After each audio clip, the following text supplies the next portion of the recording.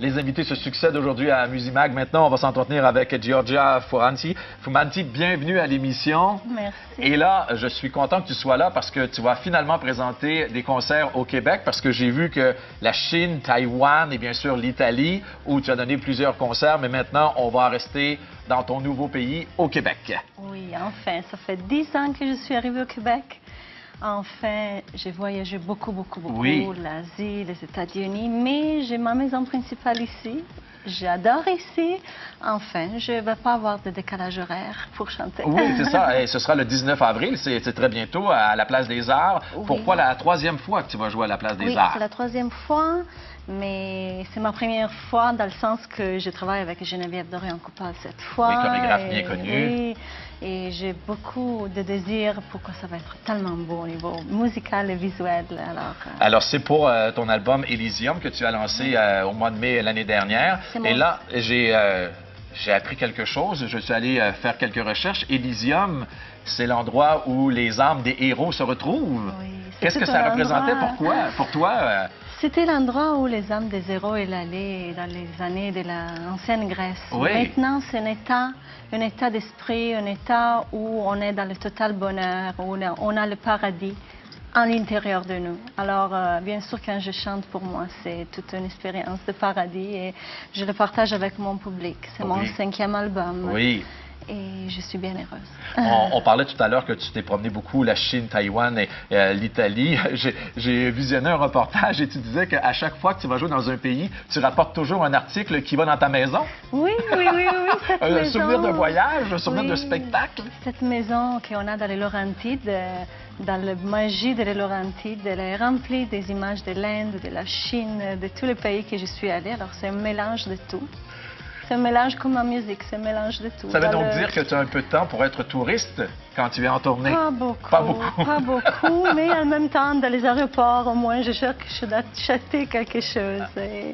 C'est comme ma musique, un mélange de plein de choses. Et en même temps, ça te fait des beaux souvenirs des endroits où tu as été chanté. Oui. Et en plus, ça me donne cette vision du monde tellement universelle, tellement beau, qui d'ailleurs, on retrouve au Québec, à Montréal, bien sûr, le français, c'est la langue, mais on a tellement de beauté avec toutes les communautés qu'on mélange ensemble. Je pense que c'est la richesse du Québec aussi. Et j'ai vu aussi que tu vas te promener beaucoup au Québec et surtout des spectacles jusqu'au mois de mai de l'année prochaine. Oui, j'ai bien hâte. Je vais faire encore une fois la Chine, les États-Unis, l'Italie, mais le Québec. Au Québec. Oui, alors je vais amener mon enfant avec moi encore une fois, mais on ne va pas aller trop loin. On reste ici. Tu me disais qu'elle avait pris beaucoup l'avion jusqu'à maintenant. Elle va avoir 3 ans en juin. Elle a pris 93 avions. Et des milliers de mille aéroplans, possiblement.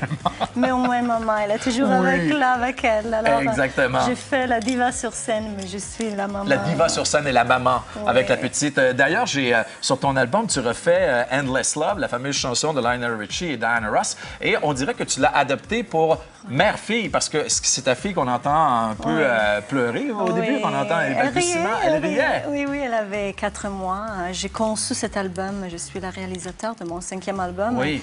Je l'ai conçu pendant toute ma grossesse et toutes les premières 2 années de mon enfant. Alors, c'est toute une période de magie et ça, c'est une berceuse pour moi. Oui, exactement. Tu reprends aussi la chanson de ABBA, I Had a Dream. Oui. Wow! Oui. Pourquoi ABBA, qui habituellement est très loin du style musical que tu proposes?